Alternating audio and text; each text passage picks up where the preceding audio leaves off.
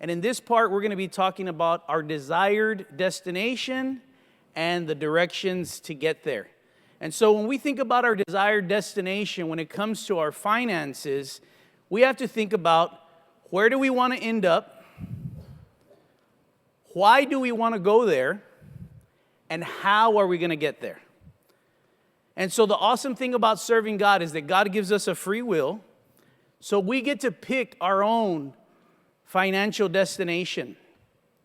But if you're going to have a desired destination, you're going to need a vision. Proverbs 29:18 says, where there is no vision, the people perish.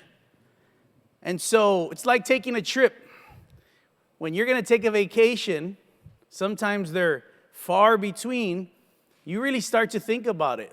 Next year, my wife and I will be celebrating 20 years of being married. And this is an awesome thing for our family. Thank you. This is an awesome thing for our family because I have to go back on one side of my family to my great-grandparents. They were the last ones to celebrate 20 years of being married. And on my other side, I have to go to my grandparents. And so we've been really thinking about what are we going to do? This is a big thing. And just like we think about when we're going to plan a trip, we also have to think about this for our financial destination. Where do we want to be in 5 years, 10 years, 15 years? You know, when we came into the church, we wouldn't think like that. We're just getting saved, we're just living life. But check out what Bill Gates says. People often overestimate what they can accomplish in 1 year, but underestimate what they can accomplish in a decade or a lifetime. So when it comes to the area of our money, we're going to need a vision. Deuteronomy 28:8.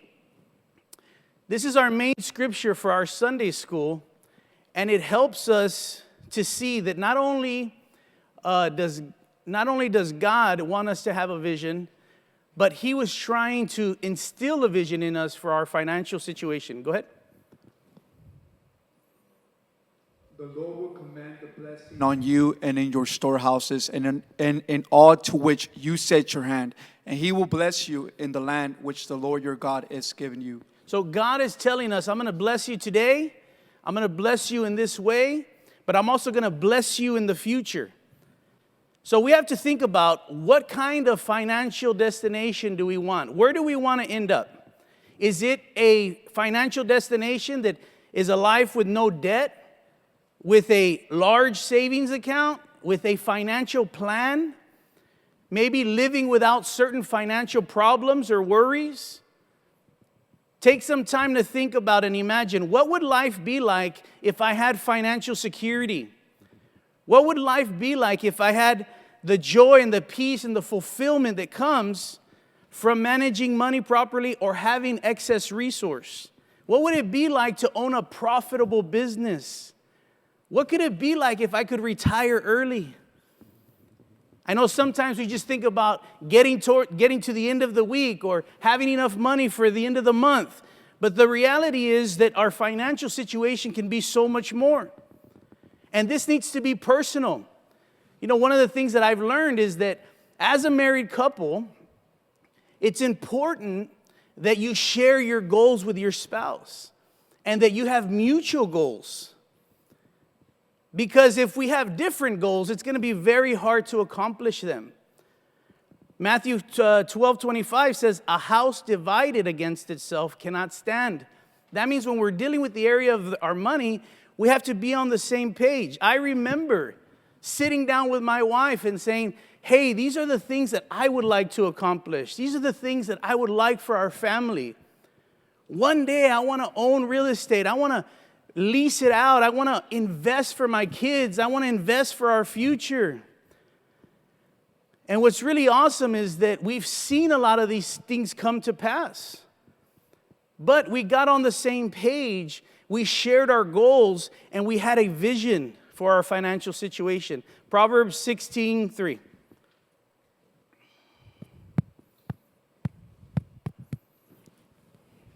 Commit your actions to the Lord, and your plans will succeed. My translation says, commit your works to the Lord, and your thoughts will be established. And so not only do we need a vision, but we need a purpose. Why do you want to get to where you want to get? Why do you want your finances to change? Why do you want to be able to be, or to have, to be able to be financially successful, you can say? Your why is so important because it's going to help you to get to where you want to go. Maybe your why is, I don't want money to control me. I don't want money to control every decision that I make. I don't want to fight over money.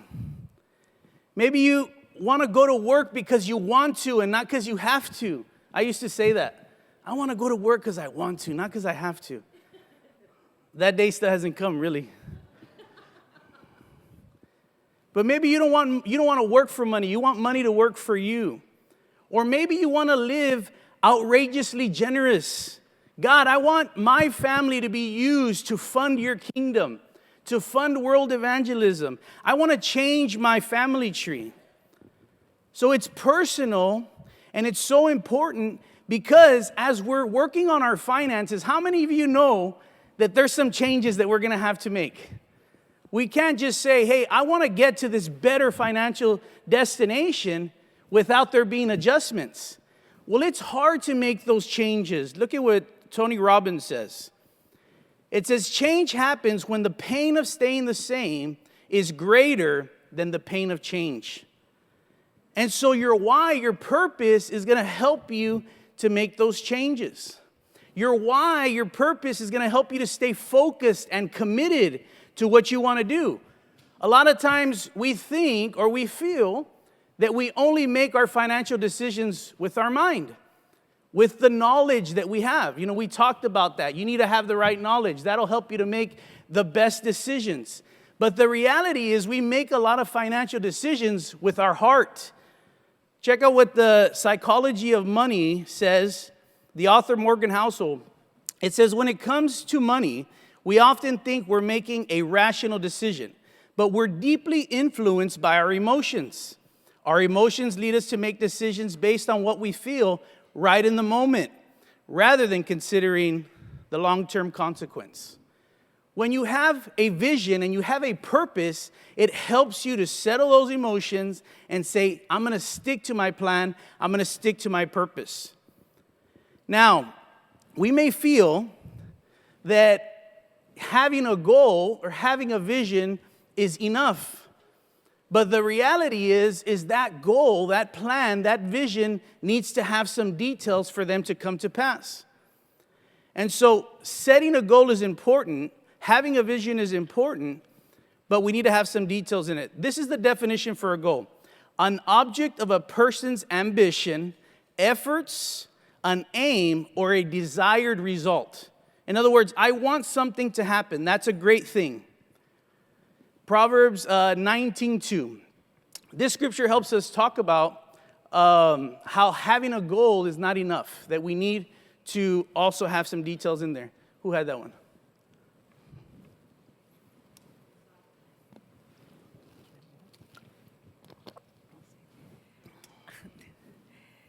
Desires without knowledge is not good. How much more will hasty feet miss the way? So this scripture helps us to see that word hasty means impulsive, means acting without thought or careful consideration. This means that we have a goal, but we don't know how to get there. Can you say New Year's resolutions? They say that New Year's resolutions usually disappear by the middle of February. That's where we are today. And why? Because there is no plan on how to reach that goal. I remember every once in a while, I'll call an employee into my office, and I'll just talk to them just to see how they're doing, how their family is. And before they leave my office, I tell them, hey, is there anything I can do for you? Is there anything I can help you with? Are there any goals that you're working on? Where do you want to be? Where do you want to end up? One time I called this young guy into my office. He was helping us in the warehouse. And I asked him, I said, what do you want to do? What do you want? Where do you want to be? Where do you want? He's young. He's like 20 years old. And he tells me, when I grow up, I want to be a millionaire. And I was like, okay. I didn't expect that from him. I didn't expect that type of goal from him. And I said, well, how are you going to get there? And he's like, I don't know. He says, I just know that I want to be a millionaire. And I start telling him, well, have you thought about going to school and taking a trade? And I know people personally that have turned a trade into a business and are financially successful. I said, have you ever thought about that? He says, actually, I can go to school for free, but it doesn't match up with my schedule. And I tell him, well, why don't we adjust your schedule? I can help you with that so that you can try to reach your goal. And I start working with him on some details. He ends up going to school, getting a trade, he gets a better job, but I'm not sure if he's a millionaire yet, but he started moving towards his goal by having some details and some direction. So if we're going to meet our goal, we're going to have smart financial goals. And I'm not trying to say that some of you guys have smart ones and some of them are not smart, but we're going to use the acronym SMART to be able to reach our goal. So the acronym SMART is, your goal should be specific. This is details about what and how you're going to accomplish your goal. What is required of my goal? Do they have that one? Yeah, there you go. The other thing your goal needs to be is measurable. I need to be able to track my goal. It's hard to hit a target if we're not able to track our progress. The next thing is achievable. Is this possible for you? While we need to challenge ourselves, we also need to understand if we can reach this goal. The next thing is relevant. Is this relevant to your life? Does your goal meet up with God's will for your life? James 4:2-3 says, you have not because you ask not, and when you do, your motives are wrong. I believe God's going to help us to reach our financial goals when we have the right motives. The next thing is timely. Your goal needs to have a deadline to help you to stay focused and to create a sense of urgency to reach your goal. And so I made a SMART goal. Just, I don't know, do you guys have that slide? The next one? Okay, no, you don't have it. Okay, so I made a SMART goal. Let's say that I want a budget. I want a budget.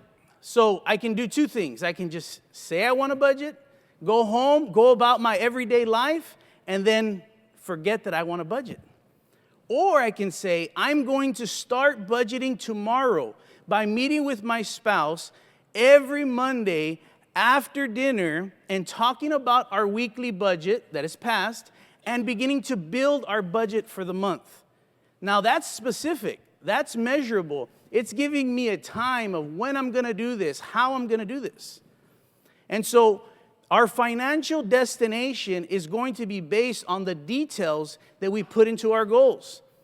One of the things that we have to take into consideration is that some people are going to help us to meet our goals, and some people are going to help us pull away from our goals. And so we have to keep that in mind when we're trying to reach our financial destination. The other thing is that not all goals are perfect. Sometimes we have to start with mini goals. This is what the Dave Ramsey baby steps are all about.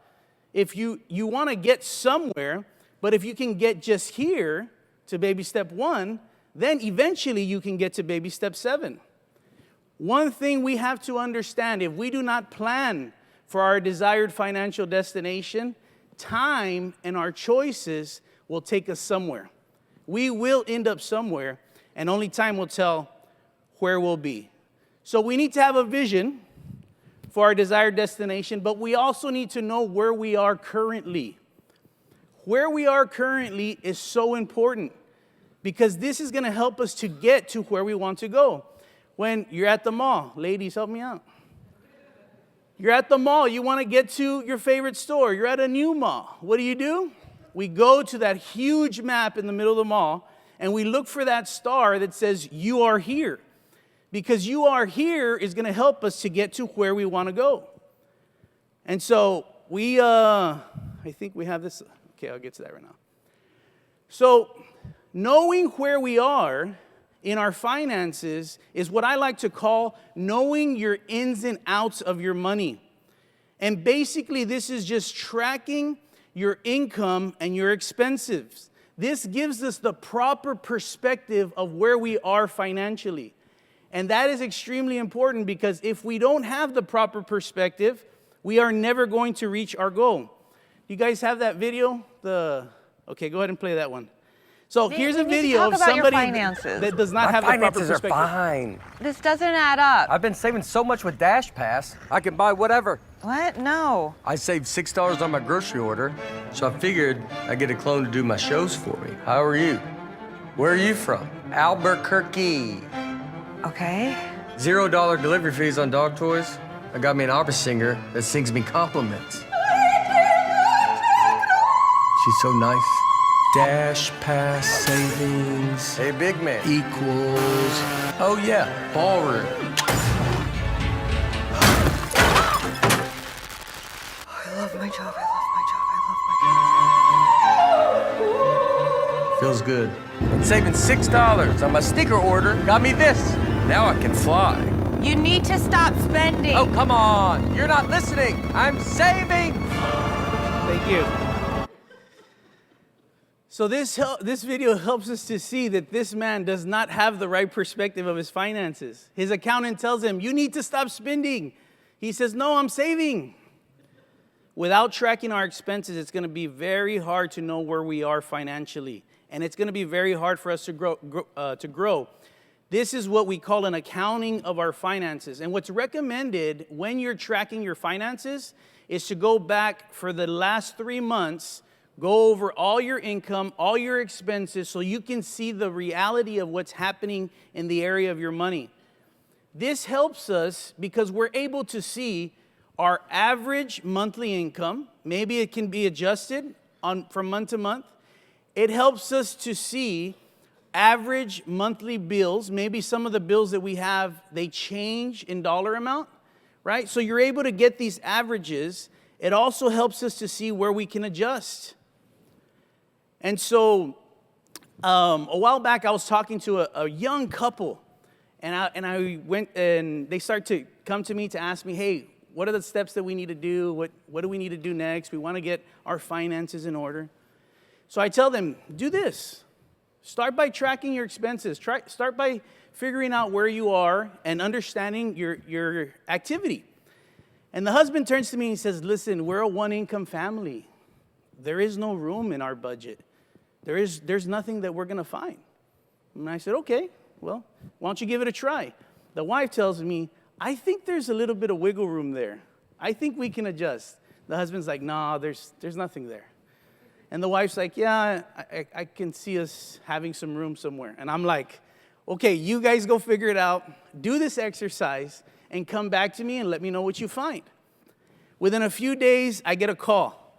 It's the husband. And I answer the phone. Hello? And he says, I'm nauseated. And I said, well, take Pepto-Bismol. We're like, why are you calling me? He says, no, I'm nauseated at what I'm finding in the tracking of our finances. So I guess the wife was right? The wife always knows. So I guess he did find some areas where he could adjust. But that's what tracking your finances does. It also helps you to see what's your base cost of living. What do I need to survive? You know, this is good for personal finance, but this is true at every level. We use this in our business. We have a CPA that externally is taking all our information, all our data, and telling us what's going on. We're doing this internally, but we also do things on a monthly basis that is very simple for us to know where we're at. You guys have that article from the Department of Government Efficiency? You have that? No, you don't have that. Okay. So recently we've been hearing a lot about the Department of Government Efficiency, where it's been talking about how much money they're finding in crazy spending. Things that they said Sesame Street in Iraq, they're giving money to protect other borders, hundreds of thousands of dollars the Pentagon was wasting on coffee cups and soap dispensers, like just outrageous amount of spending. But how are they finding that? They're finding that by doing this. They're tracking their expenses.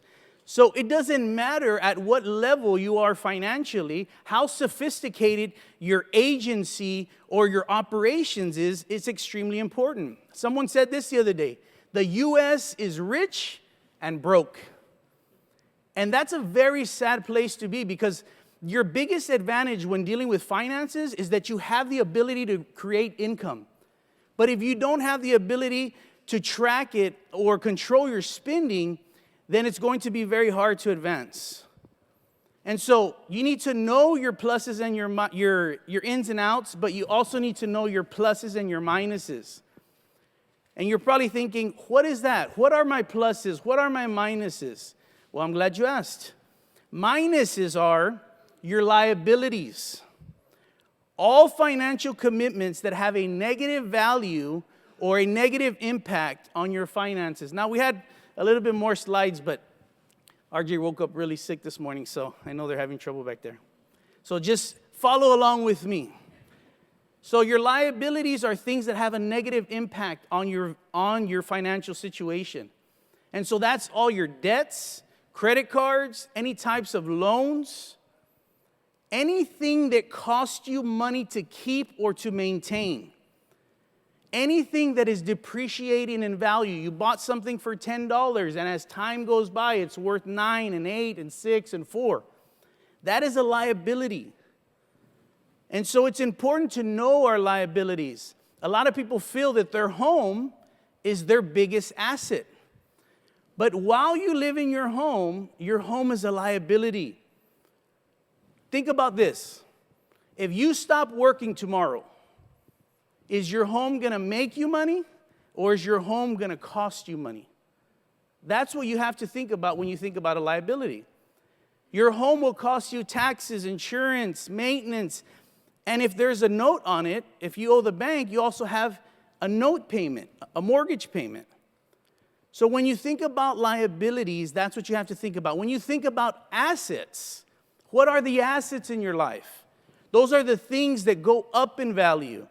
Those are the things that you can sell for money.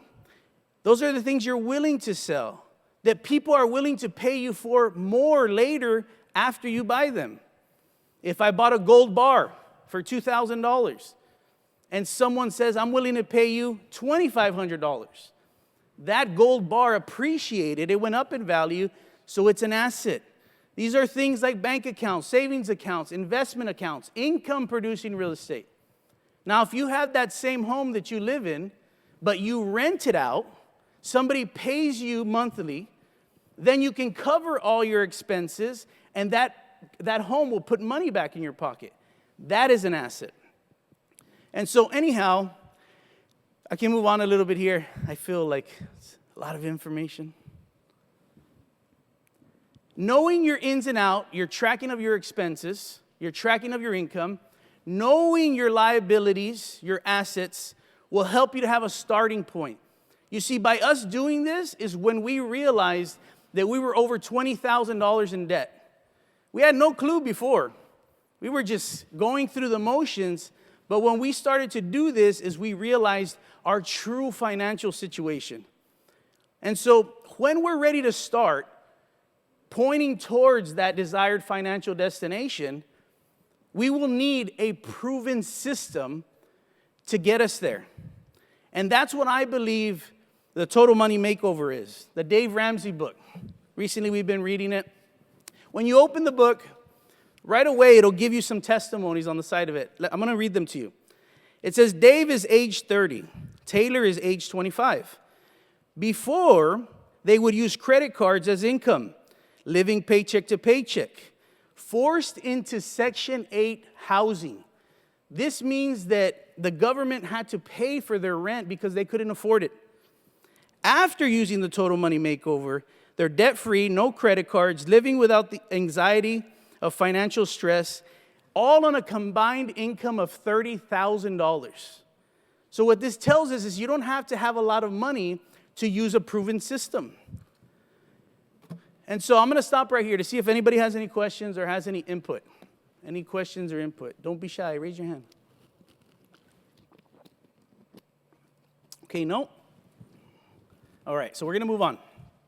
One of the questions that I got in the online with the QR code was, what has been your personal experience regarding God rebuking the devourer in your finances, right? When me and my wife decided to do this, we're going to track our information. We are going to take the steps that we're going to talk about here in a minute. When we decided to do this, God began to move in our lives. God began to help us. You know, like I said, we were over $20,000 in debt. I believe that we only paid about 40% of that. And so we didn't have to pay that full amount. I believe that was God saying, hey, you know what? You're getting serious about your finances. You have a plan. There's something that I can honor, so I'm going to help you. The other thing that I believe he did was he began to give me opportunities to generate more income because I had a plan. And that's what stewardship is about. The better we are with our money, the more opportunities we are going to have. And so we begin to advance very quickly when we begin to apply these things to our life. In our main scripture, it says, I will bless all that you set your hands to. What this means is that as we begin to do these things, take these steps, God is going to help us to get there. And so, no questions? No input? Okay, it's too cold to interact. Okay, so then I want to talk about the steps. Steps to get there. It's going to have to start with a budget. I know, that's like the financial bad word, a budget. But all a budget is a plan for your money. If you have no budget, you will have no success.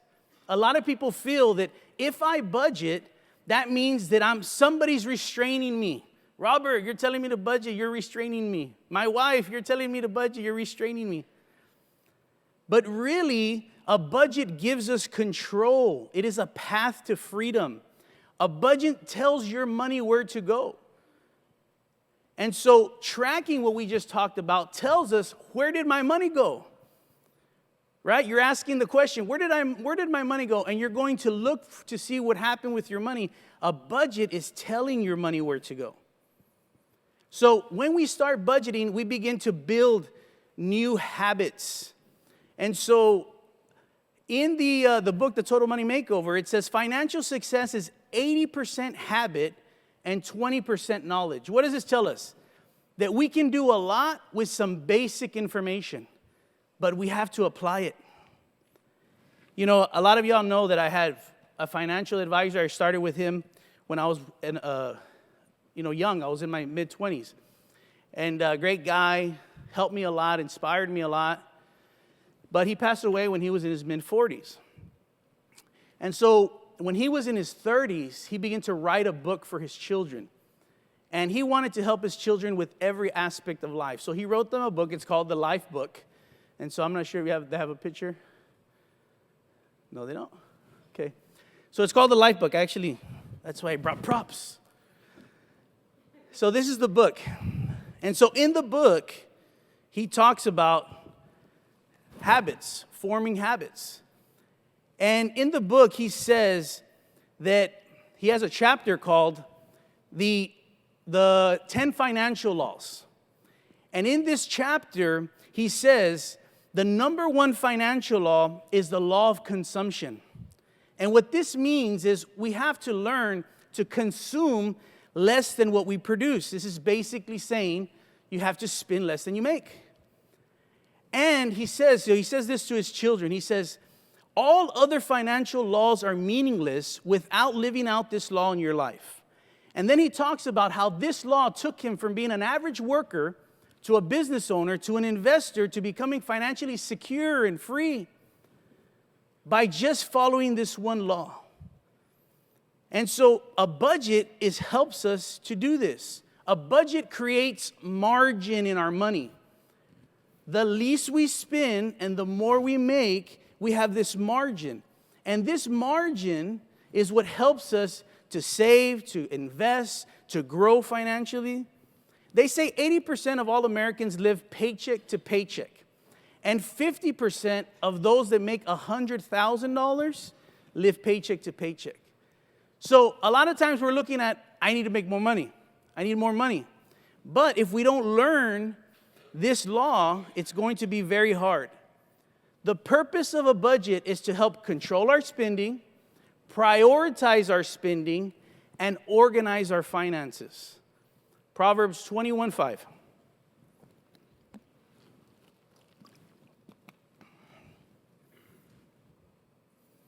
The plans of the diligent lead surely to plenty, but those of everyone who is hasty surely to poverty. So this is what I love about this scripture is that if we learn to plan diligently, God will bless us. God will help us. So those that budget diligently will lead to a profitable financial plan. Budgeting helps you find money. Like an Easter egg hunt. No, I'm just joking. But budgeting helps you find money. They say those that budget will on average find $300 to $400 in their monthly income. And so different ways we're going to find money. If you look at my budget, you're going to find it at Starbucks, I'm sure. That's one of my addictions. And so they say on average, men spend $1,950 on coffee at a coffee shop. While women, y'all want to hear this? While women spend $2,350 a year on coffee. And so there's different things that we'll find in our budget that will help us to be able to see how we can adjust. So I did a price comparison. Do you have that one? Okay, that one you have. Okay. So if the average cup of coffee is $7 at a coffee shop, and we would opt out on doing that and we make our coffee at home just costs 50 cents. So we would be saving $6.50 per cup. If we do this on an average of 20 times a month, that's a monthly savings of $130, an annual savings of $1,560. And this is just an idea. You know that if you end up at Starbucks, it's probably more than $7, right? So coffee shop is one way. Eating out is another. You have that other slide? So this is on casual dining. The average casual dining per person is $18. If you make that same meal at home, it costs you $7. That is a savings of $11 per meal. If you do this at least 20 times a month, that's $220 savings a month, an annual savings of $2,640. And so these are just small comparisons. We can go on in different things, right? But a budget helps us to control our spending or to see how we can adjust. But a budget also helps us to develop new convictions or values. Matthew 6:21.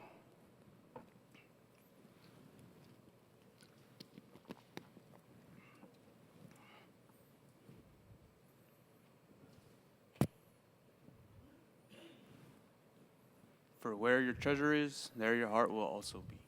Yeah, so as we begin to budget, we can choose our values and we can begin to use our money in the areas that we value the most, that matter most.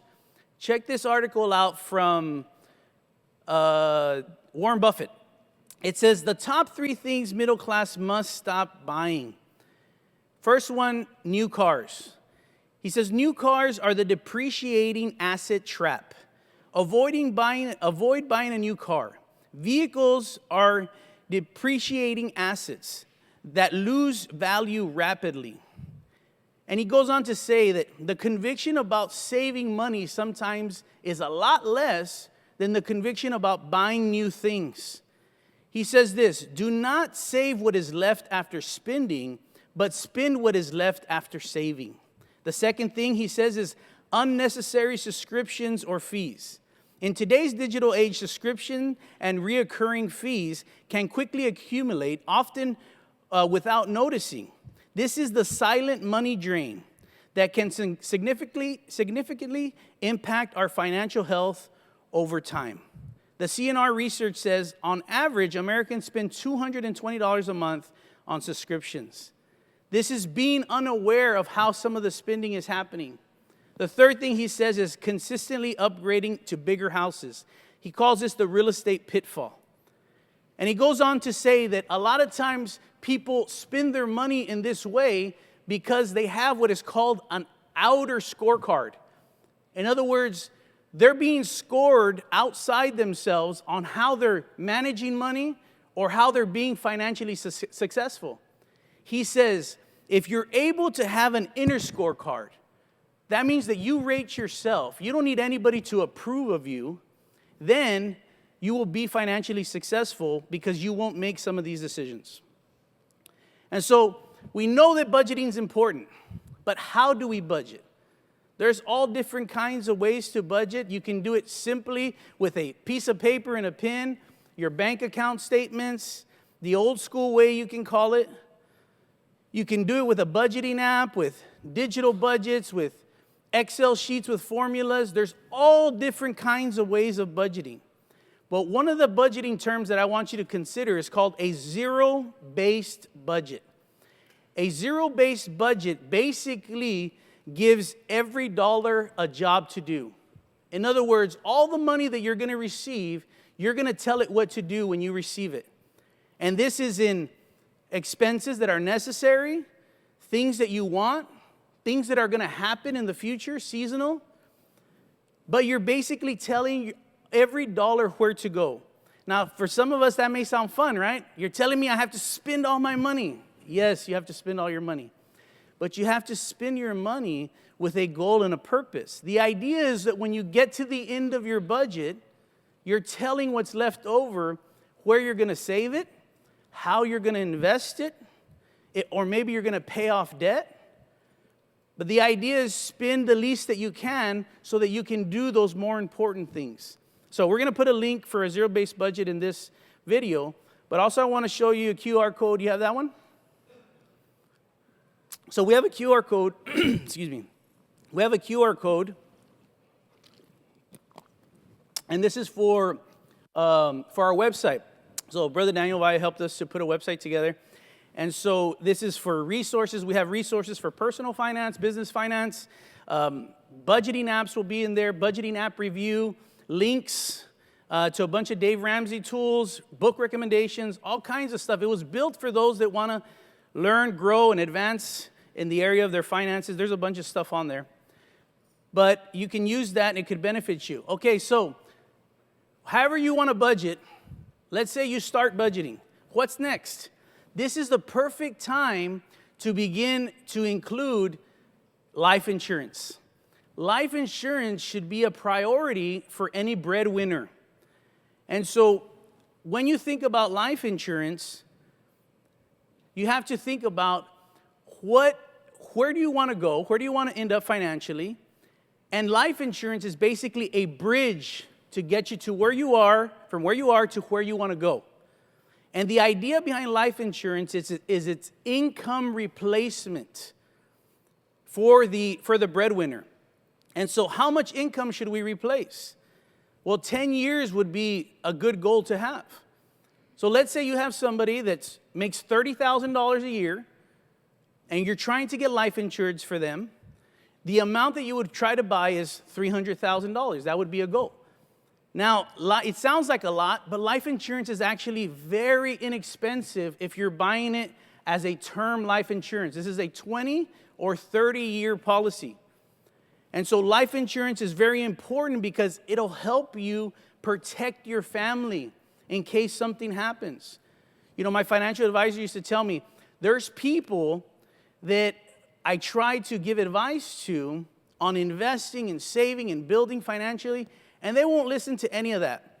But they will buy life insurance. He says, and it's happened to me before that this life insurance has been the saving grace of the family.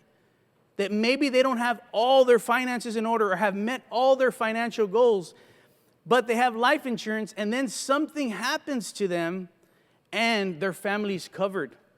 So as we budget, we should put life insurance in as a priority. And so this is where we can get to our first baby step.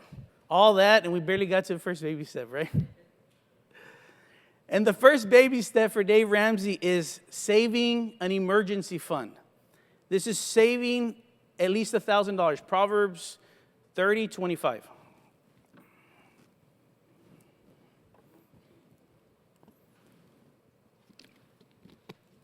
Okay, I'll read it. Ants are creatures of little strength, yet they store up their food for the summer. So what this tells us is that they know that another season's coming and they're preparing for it. That's what an emergency fund does. I was talking to a couple and we started talking about their finances, and they said that they were going to start budgeting and tracking and doing all this stuff. And then the next day, the husband calls me and he says, "You'll never guess what happened." I said, "What happened?" He says, "I walked outside and I had a flat tire. We made a decision that we weren't going to spend money anymore, but look, I have to." And I said, don't look at that as a attack against you making the decisions to organize your finances. Look at that as an understanding that you need to have an emergency fund, that life is going to happen. They say that 70% of Americans have less than $500 in a savings account, and 4 out of 10 people have zero money saved. It's very hard to handle issues of life if we don't have an emergency fund. An emergency fund will protect your financial plan so you can continue to grow. Okay, I think I'm almost out of time. I have some more stuff here, but I'm going to have to take care of them. Does anybody have any questions or would like to share anything?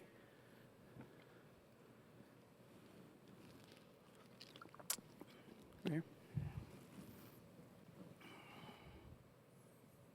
So is it more important to have a savings and to invest, or like if you have hardly any budget, any money that's left over? Yeah, so it's the steps are you should begin to save for an emergency, and then whatever you can, you start investing. Those are the steps. You save first, because those issues that come up in our life that are going to cost us an emergency, like what's an emergency? You have a flat tire, you have to go to the doctor, something that's unexpected. And so savings first, and then you can start investing. Sylvia?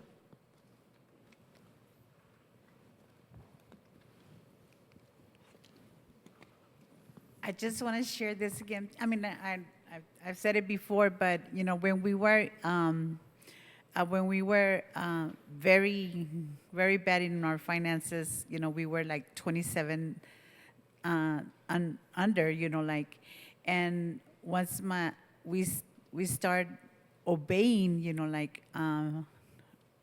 God, because the phone would ring, I would say, and I wouldn't answer it. It was the debtors, they wanted their money, and I would ignore them, and that was not right, but when we started, we got to this point, we're gonna start doing what's right. We're gonna pay what we owe, and and we started little by little, and God started moving, and because we started obeying, and most of that money, it's God does devour the devourer, because most of that money we didn't pay it back. It was people that said, "No, you don't owe us nothing. Okay, give me a letter that I don't owe you nothing." And that's how God started moving, and we started getting out of debt, like that, when we started obeying. Yeah, awesome.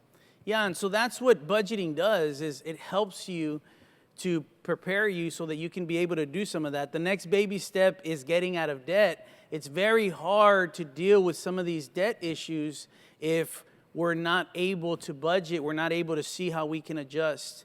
And so that was going to be my next point. I had a few more here. And so does anybody have a comment or a question? Diego?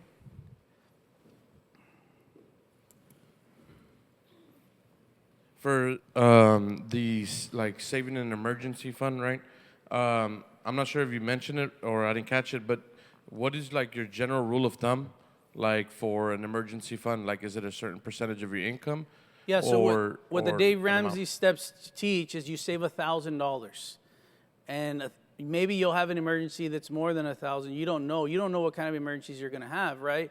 But if you at least save $1,000, that's enough buffer to keep you from going backwards, borrowing money for an emergency. You're able to cover, like I said, doctor's visits, things for your kids that can come up, different expenses that you can have that are unexpected. So if you start with $1,000, you'll be okay. The idea is not to stay at $1,000. So baby step 1 is Emergency fund, $1,000. Baby step 2 is paying off your debt. Baby step 3 is building up that emergency fund to 3 to 6 months of your income. So if you make $4,000 a month, that's anywhere from $12,000 to $24,000. And while that sounds like a lot of money, and it is a lot of money, but it's something that can help you to get to where you want to go financially, and it's very doable. I remember my financial advisor would tell me, Robert, you need to learn to live with $50,000 of savings in your bank account. And I was like, what? I didn't even have $1,000 in my savings account. How am I ever going to get there? But if you begin to apply these things, budgeting, having a system, a plan in place, go ahead. You're going to be able to reach that goal. Go ahead. So you have an emergency savings account. Yes. But then you want to buy a car. So you don't use that emergency, like you said, to have like 3 years of your income? What do you 3 to use- 6 months. Yeah. So what do you use for, like, to save up for a car? That- Something different? That 3 to 6 months could be used for something like that. It could be used, it's depending on your goals, right? If you can build up $12,000, $24,000 and you want to buy a car, you know, that's $10,000, $12,000, $15,000, you can use that money. But when you're done buying that car, you're going to go back to that step. I'm going to build up this 3 to 6 months again in case I need to make a career change, in case I need to do something else, I want to do something else. So it's going to go back to your goals, but the idea is that we begin to save for those things so that we don't get back into debt, right? The idea by having that 3 to 6 months is basically saying, I no longer am going to get into debt anymore. I'm no longer going to use credit to be able to fund my life and do the things that I want to do when we get to baby step number 3, right? And so, okay, that's all I have for today. Enjoy today's service.